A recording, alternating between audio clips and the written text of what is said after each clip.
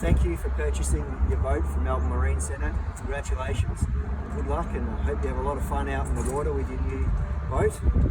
So today what I'm going to do is I'm going to take you through our 75 through to 150 braking. Now we can cover these range of horsepowers because they basically have the same braking procedure anyway. So in your books that you'll get from us, what you'll find is your engine operation and maintenance manual and your service logbook, which comes back to us when you do your servicing. We stamp it and all that sort of stuff, as well as log your service online with Mercury. But in here is where you'll find all the information when it comes to the braking procedure. It'll be on page 41. Now with these engines from 75 through to 150, the procedure is pretty straightforward. The first 2 hours of operation don't exceed 4,500 RPM. Now for every 10 minutes, take it to wide open throttle and hold it there for a minute and then back it off. Vary your speed that whole time and make sure you're taking it right through that RPM range up to 4,500 RPM. And then every 10 minutes, wide open throttle and then back under 4,500 RPM. So that's for the first 2 hours only. From 2 hours to 10 hours, it's just normal operation, avoiding wide open throttle for longer than 5 minutes at a time. And 10 hours through to 20 hours, it's right through the whole RPM range. You can hold it at wide open throttle however you want to do it. At 3 months or 20 hours, it needs to come back to us for its first service. Alright, so you can give us a call, book it in, give yourself about 2 weeks of around that 3 month or 20 hours. So it's one or the other, it's not both. So when it comes to removing your engine cowl, it's nice and straightforward. It's a single lever at the back of the motor. Just pop it, cowling releases, tilt it forward, and then lift it off. There's a couple of things that you may want to keep an eye on. If you want to check your oil, you can do so. Around the side of the motor here is your dipstick, marked in yellow. So it's just a matter of removing it. Always have a rag close by, and then wiping the rag. Now you only need to add oil if it's down that low. You should never have to worry about it. These engines don't use oil. As long as it sits somewhere in between the middle of those when the engine's cold, then that's okay. But you should never really have to worry about it. To top it up, it's the yellow cap on the top of the engine here. So just remember everything yellow. You top it up there, you release the check oil down the side there.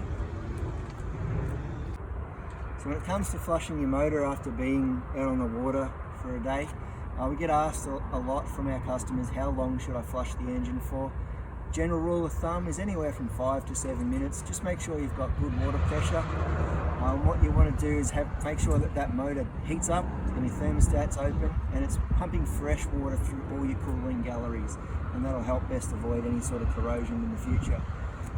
Now with locating the earmuffs on the gearbox, 75 through to 115 and 150, what you've got down here is your pickups for your water intakes. So it's just a matter of sliding the earmuffs over the front of the gearbox, just like that. Make sure it's nice and tight.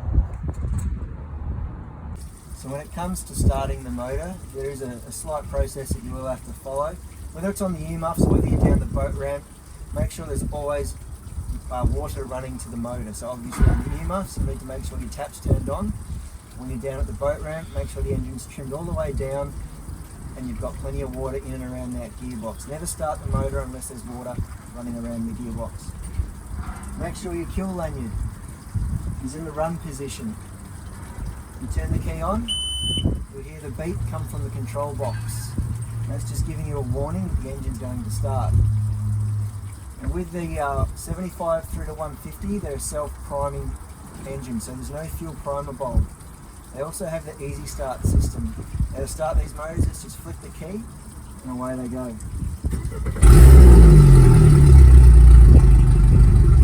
it's as easy as that. So using these concealed side mount control boxes, we've got a detent button at the front of the throttle, and we've got a power tilt and trim button here on the side.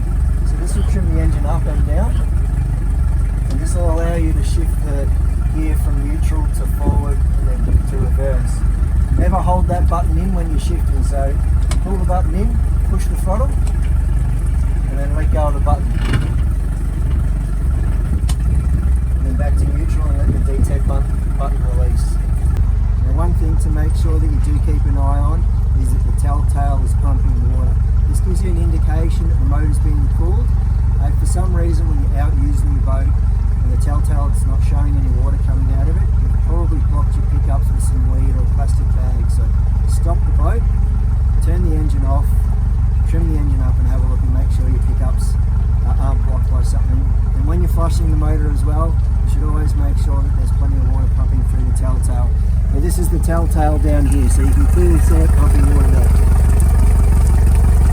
Once again, thank you for purchasing your boat from us here at Melbourne Marine Centre.